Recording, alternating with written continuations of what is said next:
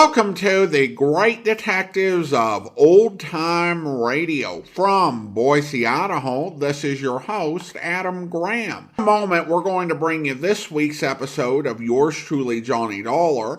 I do want to encourage you, if you enjoy the podcast, to please follow us using your favorite podcast software. I want to remind you, as you're making your travel plans, to remember JohnnyDollarAir.com. JohnnyDollarAir.com is our Priceline affiliate link. So if you book travel through that link, whether it's airline, hotel, rental car, what have you, part of the purchase price goes to support the Great Detectives of Old Time Radio at no additional cost to you. So remember, when making your travel plans, check JohnnyDollarAir.com first. Now, from August 11th, 1957, here is The Killer's Brand Matter. From Hollywood, it's time now for Johnny Dollar. Pat McCracken, Johnny, Universal Adjustment Bureau. Hi, Pat. What's new? At the moment, Cooper's Bend, Nevada. Never heard of it. Neither did I till this morning. They're having a big celebration out there, Frontier Week. So what do you want from me? A beard? It might help if you started growing one, Johnny. And how about a 10-gallon hat? You got one of those? Oh, sure. And my horse is tied up in the bedroom. Now, look, what's this all about, Pat? Well, from what I can gather, Cooper's Bend was just a sleepy little western town dying on its feet. That is, until last week. So what happened last week? A publicity man named Bill Williams organized this Frontier Week to wake the town up. I guess somebody out there doesn't like being waked up. What do you mean? Oh, looks like somebody's trying to put Bill Williams to sleep. The hard way. I'll be right over.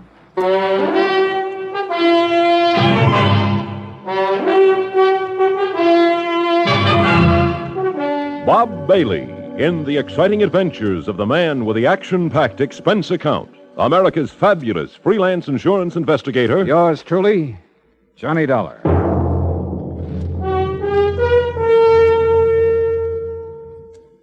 And now, Act One of yours truly, Johnny Dollar.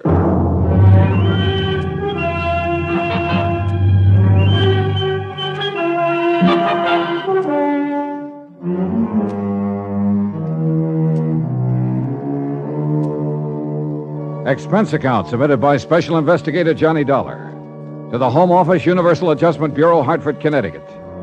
Following is an account of expenses incurred during my investigation of the Killer's Brand matter.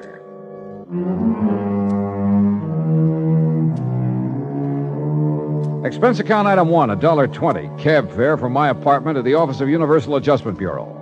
Pat McCracken was waiting for me.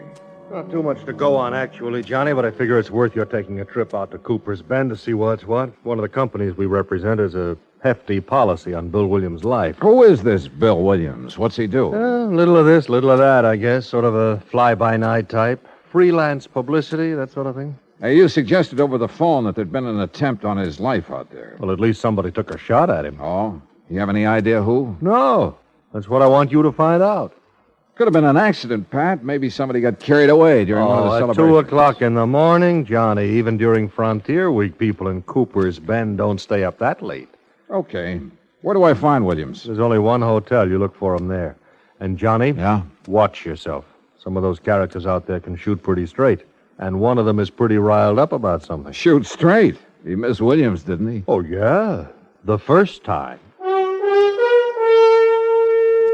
Expense account item 2, $187.50. Incidentals and transportation by plane and a rented car to Cooper's Bend, Nevada. The town was baking in the sun when I arrived in the middle of the afternoon. Aside from the fact that there were cars parked on the main street instead of a string of horses, the place could have easily passed as a set for a Western movie. A saloon, a general store, one weather-beaten hotel, the works. I kept wanting to go around behind the buildings to see if they were real. There was even a big horse trough in front of the hotel. I stopped for a moment to take a look at it, and that was my first mistake. Suddenly, I heard a crowd bearing down on me. Come on, let's get him. Hey, look at him, a real dude. I'll lay off him. This is kid stuff. What do you mean, lay off of him? You know the Frontier Week rule. Hey, look, what's this all about? Come on, mister, off with your shirt. My shirt. Now, just a minute. The rules, partner. Anybody on the street without a 10-gallon hat during Frontier Week gets dunked in the horse trough. Yeah, well, look, I just got into town. How am I supposed to know the rules? Well, this is one good way of finding them out, stranger. Anybody want to sell me a 10-gallon hat quick? Too late, buddy. Well, he's got a sense of humor anyway. Come on, I'll help you off with your shirt, stranger. Okay. That's it. Now, just take it easy, partner. Take it easy. Welcome to Frontier Week, partner. Oh, thanks. Thanks a lot.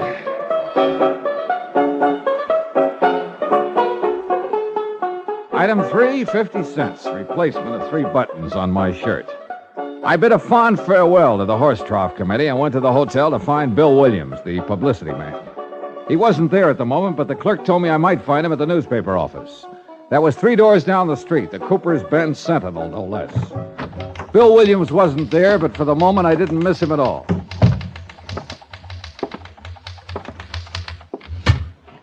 Oh, hello. Well, hi. You must be Miss Cooper's Bend Frontier Week. Ha ha. You run the paper? Wrong again. I just work here. Well, I'm not doing very well so far, am I? Oh, I don't know. Don't give up. Oh, I won't. My name's Johnny Dollar. Lois, Johnny. Well, I'm looking for a guy named Bill Williams, Lois. Do you know him? Yeah, I know him. Where can I find him?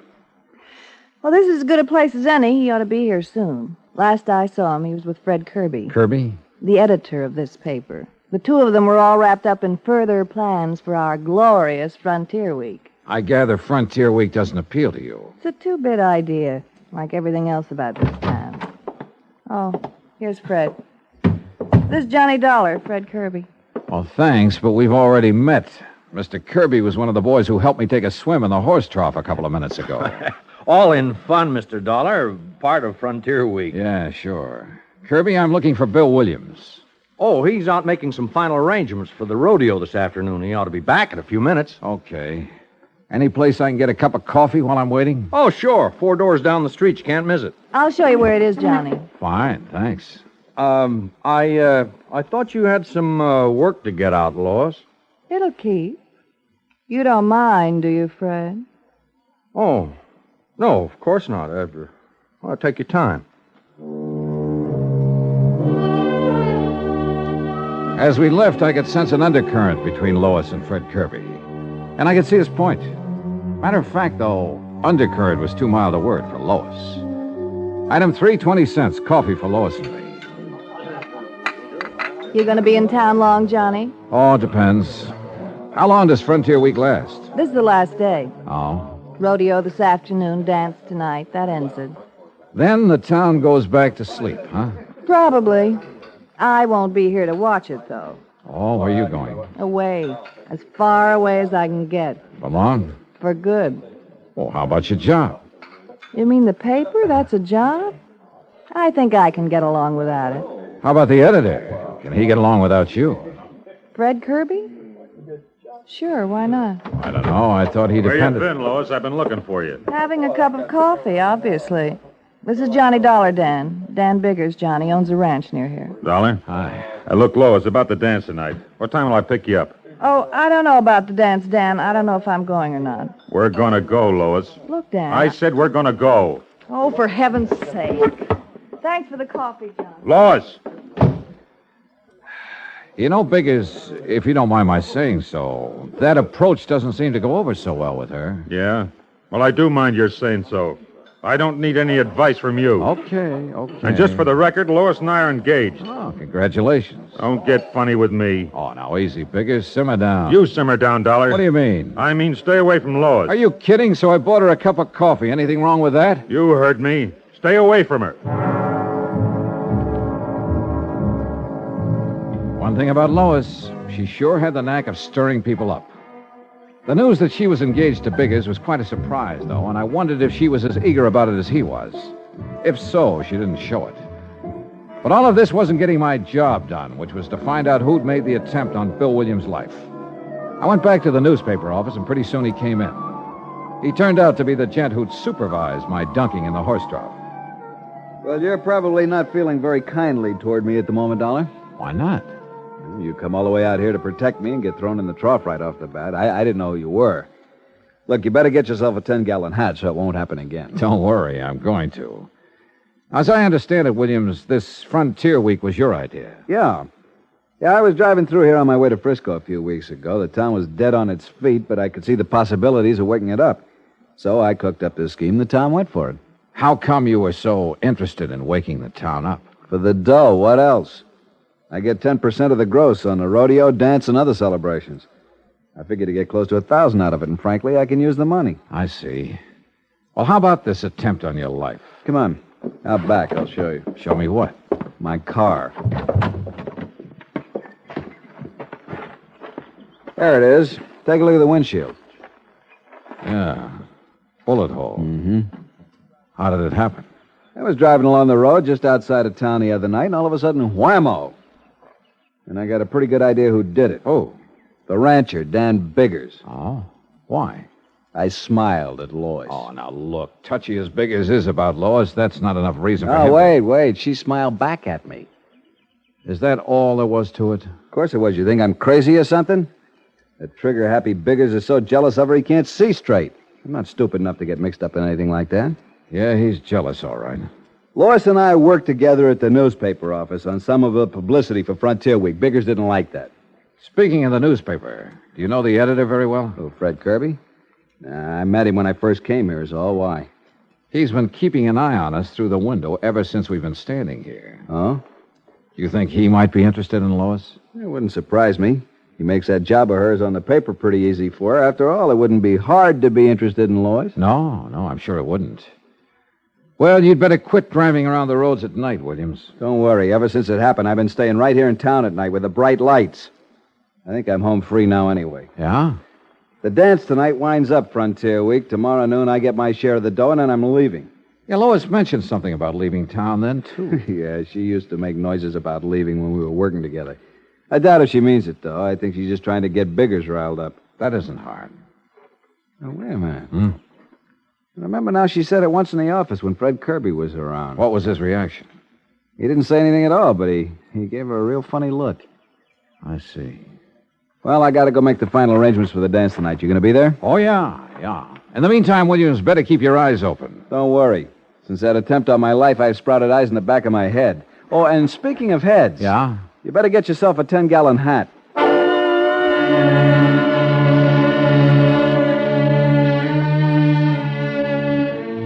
Very good advice.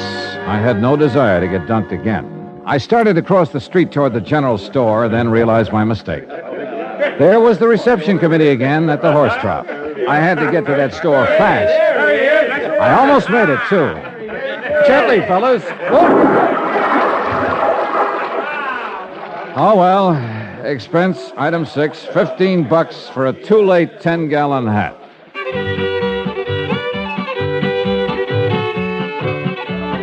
The dance was in full swing when I got there. I didn't see Lois at Biggers. Looks like he didn't get that date after all. Pretty soon I spotted Williams near the bandstand.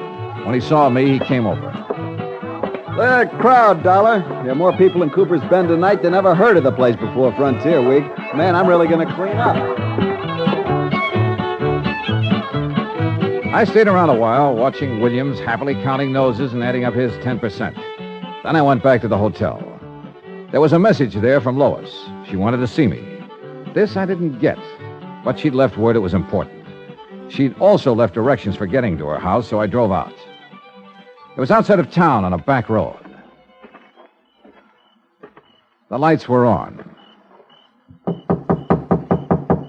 But nobody answered my knock. I waited a while, then tried the door. There was a fire burning in the fireplace, and the room looked very cozy. All except for one thing. Lois. She was lying in front of the hearth, and she was very dead.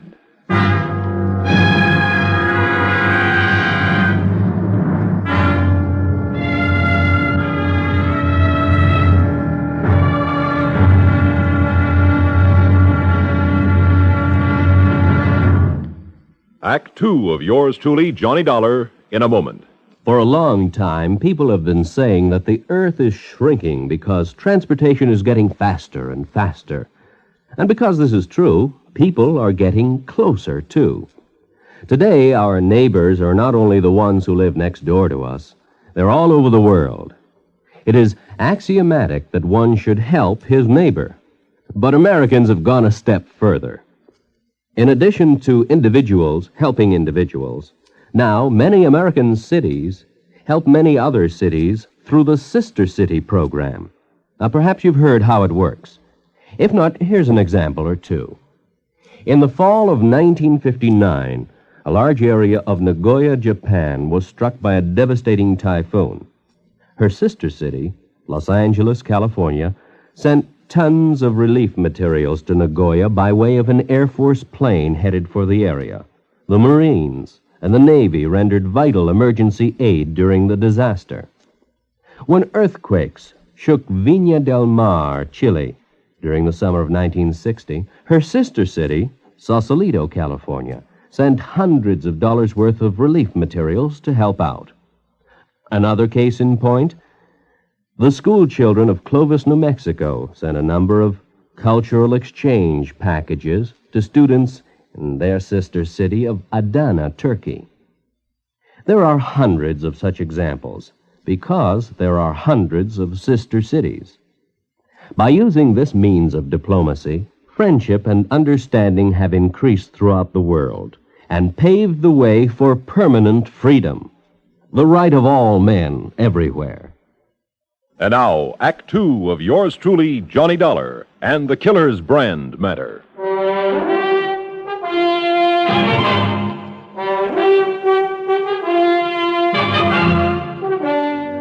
Lois, dead, lying on the floor of her living room in front of the fireplace.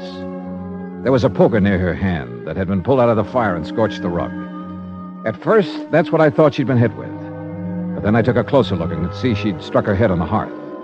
There were signs of a struggle in the room. Then, suddenly, I heard a noise outside.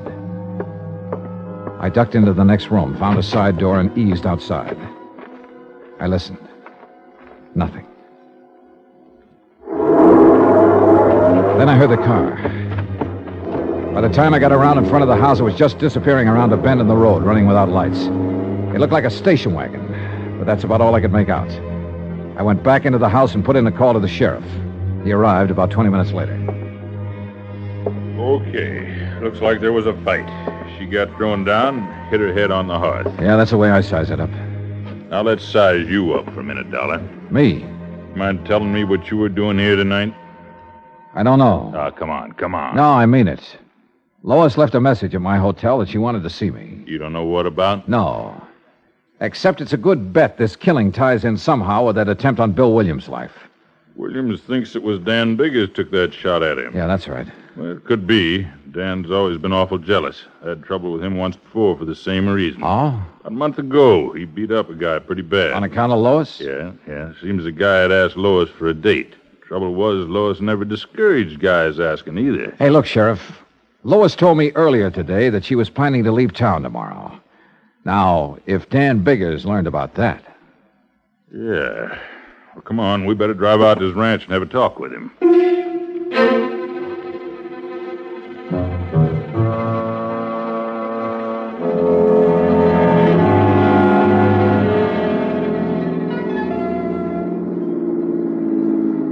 There's the gate, Johnny. Ranch house is up on the rise. Yeah. No lights on up there. You think Dan might have cleared out? Hey! Came from that clump of brush over there. Hold it right where you are, Sheriff. I've got you covered. Now, don't be a fool, Dan. You drop that gun and come out of there. I said hold it. Came to take me in, huh? Well, I'm not going just now, Sheriff. Look, Dan. First, I'm going to find out who killed Lois and take care of him. Then you can question me all you want. Very interesting you should know about the killing already, Dan. I can think of one reason you might. Guess again, Dollar. I was in town when the call came in. One of the deputies told me about it. I figure it differently, Dan. You found out Lois was going to leave town tomorrow. Lois, leave? You're crazy. That's what she told me. She'd never do that. She'd never leave me. You tried to stop her. She grabbed a poker and swung at you. You threw her down on the hearth. That's a lie, you hear me? Dan, you're acting like a fool. Now give me that gun, man. I'm not coming in now, Sheriff. I can put these shots where I want to. Don't make me put him in you. Okay, Dan. You got the drop on us now, but I'm coming back. And I'm going to take you one way or another.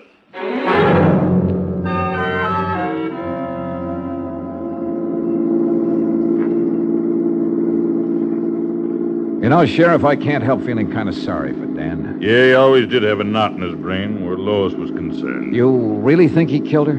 I don't know.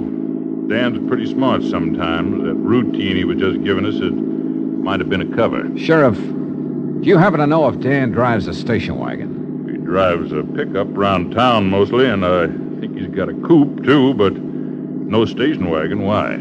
That's what I spotted pulling away from Lois's house. You didn't get the license number? No, it was running without lights. It's not much help, Johnny. There's a lot of station wagons in this part of the country.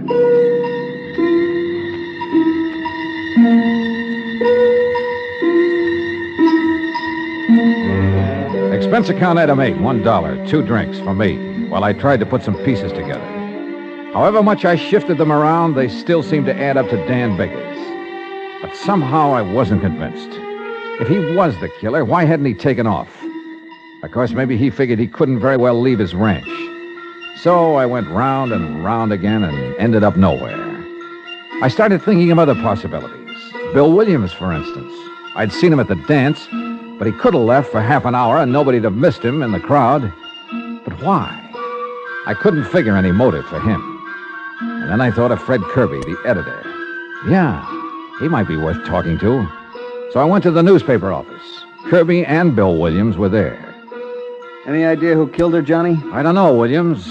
That's what I want to talk to the two of you about. I'll bet anything it was Dan Biggers. What makes you so sure, Kirby? You saw him around Lois. You know the way he was. Question is, if he did it, why? Lois said she was leaving. Maybe he couldn't stand the idea. He claims he didn't know she was planning to leave. That's a lie. Oh, is it? I heard her tell him once right here in this office. You know, it's quite a coincidence. What's that?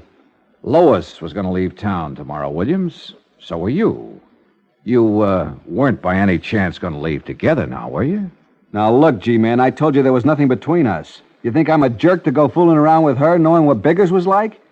Sure, she kidded me about, what was it, Kirby? Hitching a ride to Frisco with me? Yeah, here in the office once. Williams just laughed it off, and that's all there was to it. Hey, wait a minute. If Biggers happened to hear about it... Yeah, maybe. No, Dollar. I was smart enough not to get involved with her. Matter of fact, I guess I'm one of the few guys in town who can make that statement. Hey, you don't have to talk that way about her. I'm sorry. I guess I'm tired. I gotta go turn in. I'll see you in the morning, Dollar. You'll be around, huh? Yeah, to pick up my money. Night. You know, Kirby, you're trying pretty hard to pin this on Dan Biggers. Why? Because I think he did it. He didn't want Lois to leave. There's someone else didn't want her to leave either. Who? You. What? You've been carrying the torch for Lois quite a while, haven't you? What's that got to do with it? And what business is it of yours? I think it all ties in. Well, I didn't kill her if that's what you're thinking. You drive a station wagon, don't you? So what? After I discovered her body, I spotted a station wagon leaving her house. But a lot of guys drive station wagons around here. I wasn't near her place. I didn't use the wagon at all tonight. You're lying. Now, look, Come Dollar. on, open up, Kirby. Well, Okay, Dollar. I drove out to her place to try to talk her out of leaving. Go on. Well, that's all there is. When I got there, I changed my mind and came back to town. Sure. I didn't go inside, Dollar. I didn't kill her. I swear it.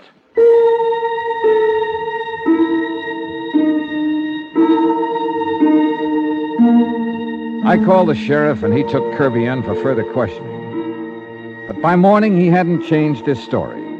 Oh, he admitted being at the scene of the murder, but that's all he'd admit.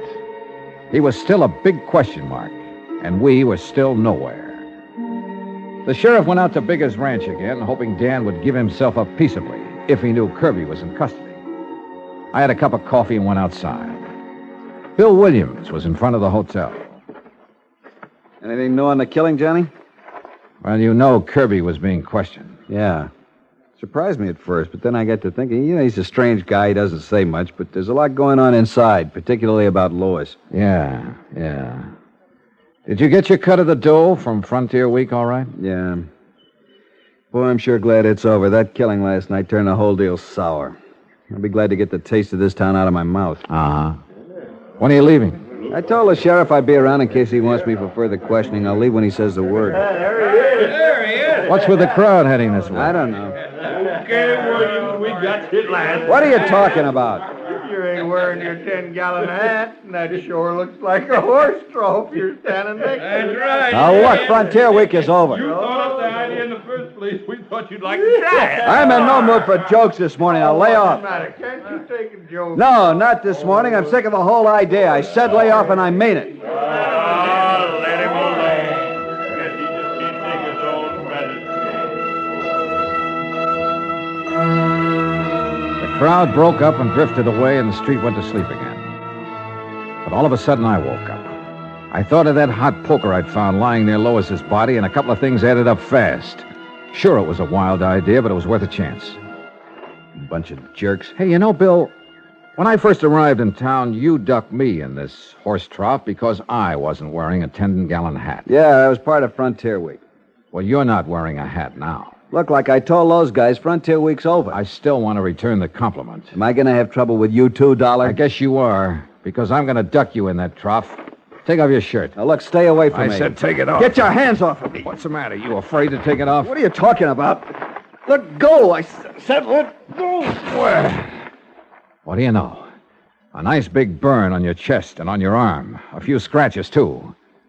Lois did that just before you killed her. Branded you. Okay, smart boy. There's a gun in my pocket and it's pointed right at you, so just relax. You were a lot more involved with Lois than you were letting on, Williams. Why did you kill her? I was trying to shake her. She wouldn't shake. She wanted to go with you, huh? Yeah, and that would have been just great, dragging something like her with me to San Francisco. That's a real sweet thing to say. I suppose you said it to her, too. That's when she grabbed the poker. Come on, Dollar. We're getting off the street. Now move. My hand was beside the horse trough. I scooped the water right into his face. The shot went wild, but his chin was wide open.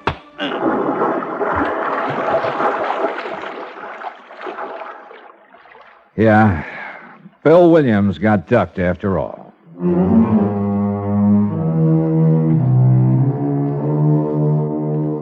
Expense account item 10, $183.50. Transportation and incidentals back home. Total expenses, $528. Remarks. About Dan Biggers. He really wasn't such a bad guy, except that, like the sheriff said, he had a knot in his brain about Lois. He sold his ranch and moved away. About Bill Williams, well, you better cancel out his policy, Pat. He's due to go on trial soon, and in my book, he's a pretty bad risk. Yours truly, Johnny Dollar.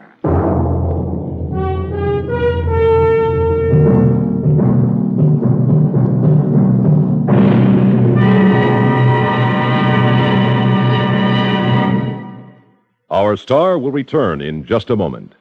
Our flag now numbers 50 stars, and behind each star there stands yet another flag representing one of the 50 states.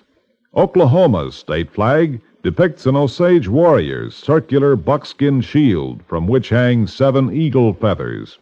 Across the shield is the Indian's calumet, or pipe of peace, crossed with the white man's peace symbol, the olive branch. On the shield are small crosses, the Indian's graphic sign for stars, indicating lofty ideals or a purpose for high endeavor.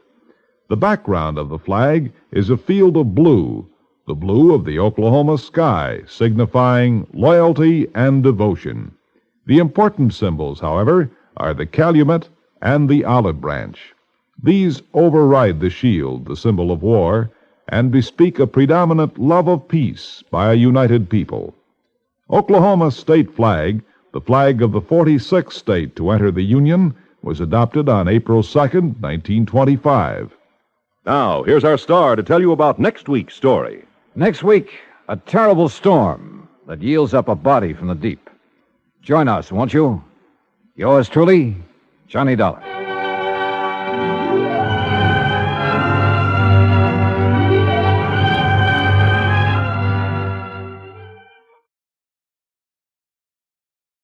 Welcome back. This was a really good episode. I mean, technically, Johnny didn't actually have any business investigating Lois's murder, but that's never stopped him before.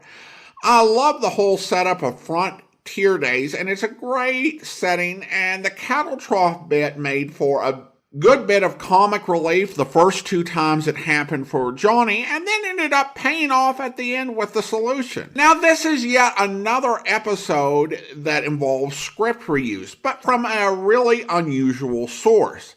This concept was from an episode of The Whistler. That might explain some unusual aspects of the episode. I will say that we'll have a very fun Twice Told Tales episode on this one sometime in the future. Listener comments and feedback now, and we go to YouTube with a couple of comments regarding the Yours Truly matter. Lancer writes, "This is a great episode. Love Johnny and Buster together." And I definitely agree that that's a good pairing. It does create a bit of challenge for me as a listener, with Buster being such a distinctive character, when you have Barney Phillips playing another character, a sheriff who's teaming up with Johnny. I had to keep telling myself, no, this isn't Buster. And finally, Alan writes, "Super episode, was part of a longer episode, I believe, different storyline." Well, Alan, I've not heard an episode that I can recall where there was a condensed version of this story in some sort of longer story arc. But I will say that I've not heard all old-time radio, and there are certainly so many I've heard that I've forgotten a few. So not that I recall is for whatever that's worth.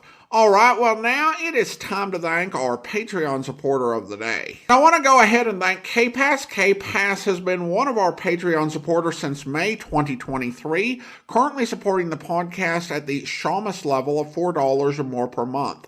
Thank you so much for your support, K-Pass.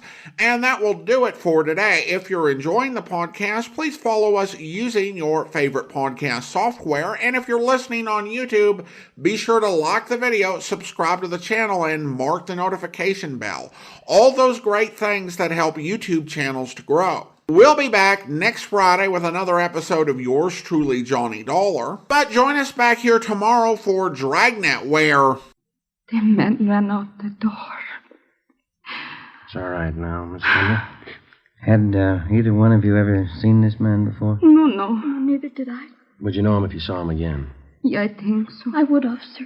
I got a good look at him. He was wearing a blue cap, like a baseball player wears. Mm-hmm. How'd he get away? Was he on foot or did he have a car? Nobody followed him, but after he left, I heard a car start up down the block, and then it drove away. Do you have anything else to add, Mrs. Stendhal? I hope you catch the man. He's bad. Please catch him. Yes, ma'am, we're going to try. Jenny, var snäll och ge mig Nichols ifrån kassen. Yes, Mom.